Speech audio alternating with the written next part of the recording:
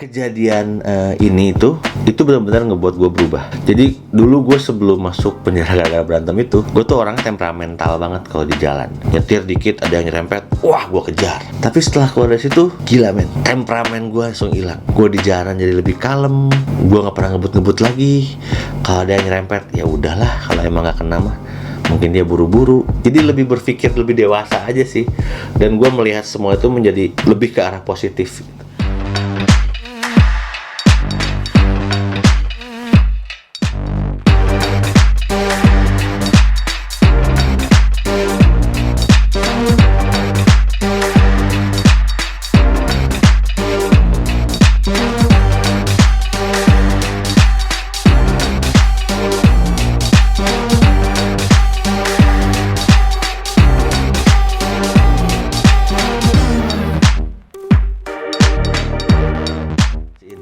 Anjing, gua sama sahabat gua dikasih, tau nggak lo, setengahan botol aqua bekas, ya, setengahan.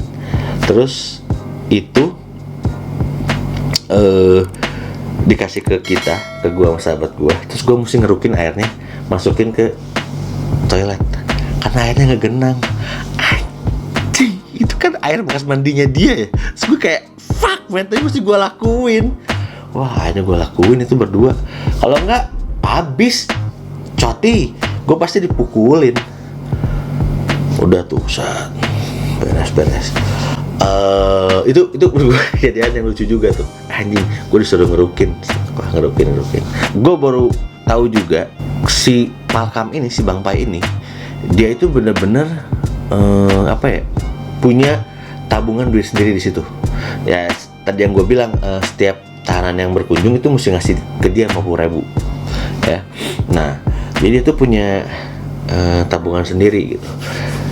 Misalkan dia kayak lapar atau pengen gorengan, nah dia tuh bisa beli dan dia tuh manggil polisinya. Nah, ya polisi yang jaga ya, dan suka dipanggilnya tuh ayah, dipanggil ayah. Nah, terus misalkan kayak ayah mau beli gorengan dong gitu. Cuma gorengannya mahal banget, jadi 50.000 itu cuma dapat 6-7 biji gitu lah. Pokoknya mahal banget lah. Nah, coba si Bang Pai ini, menurut gua, dia tuh masih ada hati nuraninya ya. Jadi ketika makan gorengan gitu, dia habis makan, dia masih ngebagi-bagiin ke teman-teman sel di sel 3. Katanya sih di sel 1 sampai sel 2 tuh nggak pernah si Palkamnya tuh galak lah gitu. Maksudnya nggak asik lah. Dia juga punya stok rokok. Jadi itu nyimpen rokok. Nah, ini bukan rahasia umum lagi kali ya, karena saya tuh boleh ngerokok, tapi ngerokok itu ada jam-jamnya gitu loh, atau enggak mesti ditutupin gitu. Jadi nggak bebas sana, soalnya ada CCTV kan. Jadi boleh ngerokok bebas itu cuman pas lo Senin Kemis keluar dari kamar sel lo. Nah, di ruangan yang ada sinar matahari itu lo boleh ngerokok. Kalau enggak, di dalam sel tuh nggak boleh ngerokok sebenarnya. Nah, cuman kalau malam-malam boleh. Nah, yang boleh juga cuman Palkamnya doang ya. Jadi ketika dia ngerokok, kita semua disuruh cuman buka baju terus suruh ngipas-ngipasin biar asapnya nggak kelihatan gitu. Terus abis itu kalau misalkan rokoknya habis, si Palkam atau kita juga bisa beli rokok, tapi harga rokoknya tuh pokoknya sama semua merek rokoknya. Mau rokok apaan aja harganya 50.000. Gila, mahal banget ya.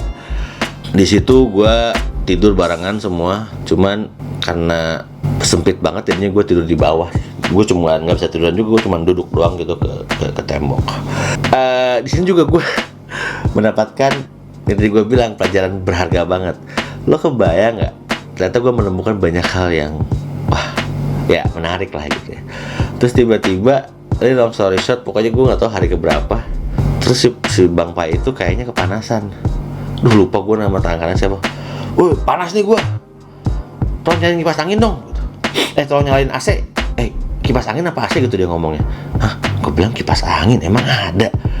Ya udah, ternyata kipas angin itu maksudnya. Nah, si tangan kanan tuh tiba-tiba manggil satu orang gitu. Lu, sini. Nah, kebenaran karena itu tuh kayaknya hari ketiga deh. Gue tuh sering banyak kasih upeti, jadi gue tuh udah dibaikin gue sama sahabat gue. Jadi gue kayak best friendnya si Palkam inilah. Terus tiba-tiba si tangan kanannya ngomong, salah satu orang itu, si Bang Pai itu ngomong, "Ya sini lo, nyalain kipas anginnya."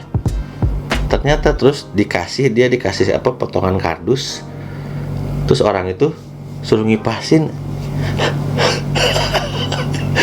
dan dia nggak boleh berhenti sebelum si Bang Pai bilang berhenti. Terus tiba-tiba lagi gini-gini kan, ya gue tau itu pasti capek banget kan ya, lama banget. Terus tiba-tiba si Bang Pai ngomong, kok pelan gini sih, 3 dong speednya, kecepatannya 3 dong. Dia makin cepat anjing. Terus kalau si Bang Pai ngomong pelanin dikit, ya ini jadi agak pelan. Gila men, gue pikir tuh kayak anjing ada kipas angin di sini gitu. Ternyata itu kipas angin manusia ya. Itu menurut gue gokil sih. Terus abis itu gue bisa main catur. Tapi ini bukan catur sembarang catur. Jadi caturnya tuh dibikin dari nasi bungkus, kertas nasi bungkus. Yang tadi gue bilang, gue kan sering banyak upeti tuh. Nah, si semua kertasnya itu dikumpulin. Nah, biasanya tuh dijadiin kayak ada apa? Ketika di Senin Kamis itu mereka kan ada yang keluar dari kamar tahanan tuh. Nah, itu tuh suka ada yang minjem pulpen, pensil. Nah, pensil tuh ternyata dibikinin kayak ada garis-garis kotak gitu, hitam putih. Jadi mereka tuh udah punya kayak bekas makanan gitu, udah dibikinin ada hitam putihnya. Terus kita harus ngerobekin kertas kecil-kecil. Yang ini misalkan kuda, yang ini apa, dari barang-barang yang ada aja. Gue main caturnya dari situ. Anjing kreatif sih menurut gue. Main PS. Tenang, ini bukan PS beneran PS. Ternyata mereka tuh ngomong main PS tuh ya kayak main Winning Eleven lah, atau Pro Evolution Soccer lah. Dulu kan lagi zamannya Winning Eleven. Jadi lo tau gak sih main anak kecil dulu? Gue sih dulu suka bikin ya. Jadi bikin bulat-bulat bola, terus kayak kita ada bikin buat kertas gitu, dari kertas. Terus bola itu tuh bisa ditendang kalau kita pencet, tek, diginiin, tak. Jadi kayak cuman ya itu main main PS tuh itu. Jadi dia ngebikin bola bulat, terus bikin dari kertasnya dilipat gitu untuk ngedorong si bola ini. Tak. Udah gitu doang. Gokil sih. Terus habis itu, nah ada satu kejadian lucu juga. Gue satu ngeliat kayak si Bang Pai ini, dia tuh ngelipat-lipat duit. Bukan ngelipat, ada duit. Dia tuh duitnya tuh 50 ribuan sama 100 ribuan. Nah, duitnya tuh digini-gini sampai jadi bulat, dan sampai bulatnya kecil banget. Dan dia itu punya duit 50 ribuan sama 100 ribuan itu, yang kecil-kecil itu udah 3/4-nya botol aqua gede. Botol aqua gede 1 liter. Anjing, itu banyak banget duit nih. Nah, gue nanya nih, penasaran, Bang, lo ngapain sih Bang muter-muterin ngebikin duit jadi kecil gitu? Oh, ini buat tabungan gue ntar di Cipinang bro, katanya gitu. Hah? Maksudnya buat apaan? Ya kan gue kan ketika nanti misalkan kasus dia udah dilimpahkan dari pengadilan, nah dari si tahanan polsek itu bakal dikirim ke lapas. Di lapas ini dia tuh nggak boleh bawa apa-apa, nggak boleh bawa duit, nggak boleh bawa apa segala macam, nggak boleh. Dan kalau ketahuan bawa itu diambil. Caranya dia supaya bisa hidup enak lah di lapas di Cipinang itu, jadi si duit-duit yang kecil ini sama dia ntar dimakan literally ditelan. Tapi dia tuh bakal nelannya waktunya tuh tepat sebelum dia mau dipindahin. Dia bakal makanin duitnya, ntar dibokerin. Serius, ini gue kayak di film-film gitu maksud gue.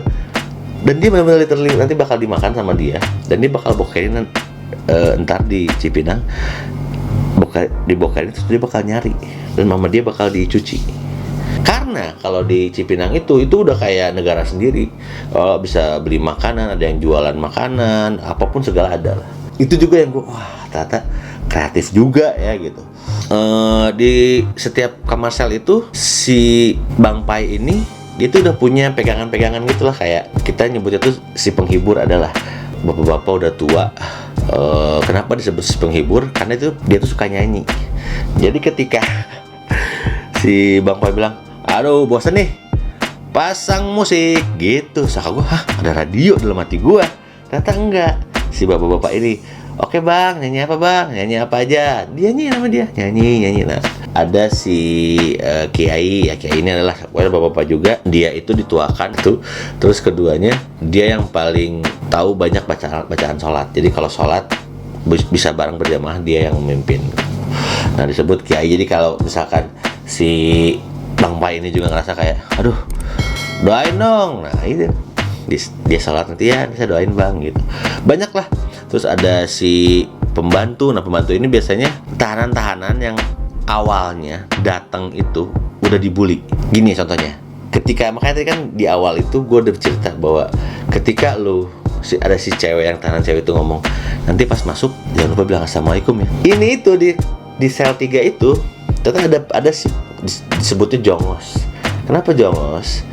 Ya tadi itu dia yang ngipasin terus segala macem lah. Nah karena dia tuh awalnya datang lagi mabok terus kayak dia belagu, what's up semua. Nah itu udah lo abis, lo jadi bulan-bulanan aja. Kecuali lo jago berantem banget ya. Dan si jongos ini tugasnya tadi itu, sekarang dia yang ngerukin air kamar mandi, terus yang ngipasin jadi kipas, terus jadi hair dryer, pengering badan dia gini-giniin si Bang Pai gitu. Tukang mijitin ada. Dan kalau gua di situ karena upeti gua bagus, jadi gua kayak ya anak emas aja lah.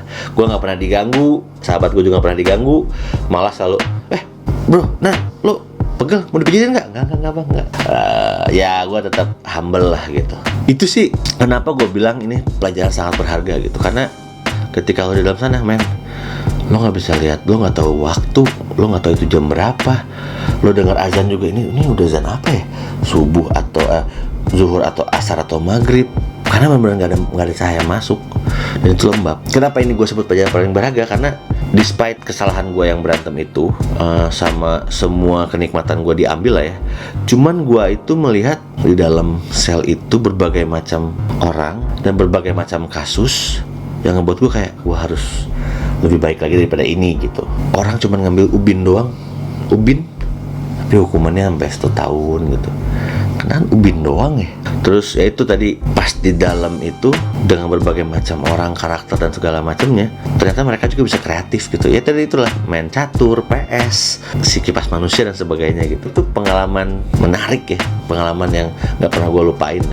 Dan gue auzubillah min dzalik, gue nggak mau lagi deh masuk sana lagi. Itu udah jadiin pelajaran aja buat gue gitu. Setelah itu gue itu di sana itu 7 hari. Nah hari ke-7 itu gue dibebasin karena keluarga gue ngajak damai si orang yang gue pukulin. Tapi ngajak damainya ya biasalah, dia minta duit. Nanya kenapa gue baru hari ke-7 dikeluarin, karena yang pertama keluarga gue pengen ngasih pelajaran juga ke gue, supaya gue juga harus lebih berhati-hati lagi dalam bertindak. Berantem ya maksudnya. Terus kedua juga nego-negoan sama si korban juga, sama si yang orang gue pukulin. Yang ketiga, iya keluarga gue pengen ya udahlah biarin lo di dalam gitu.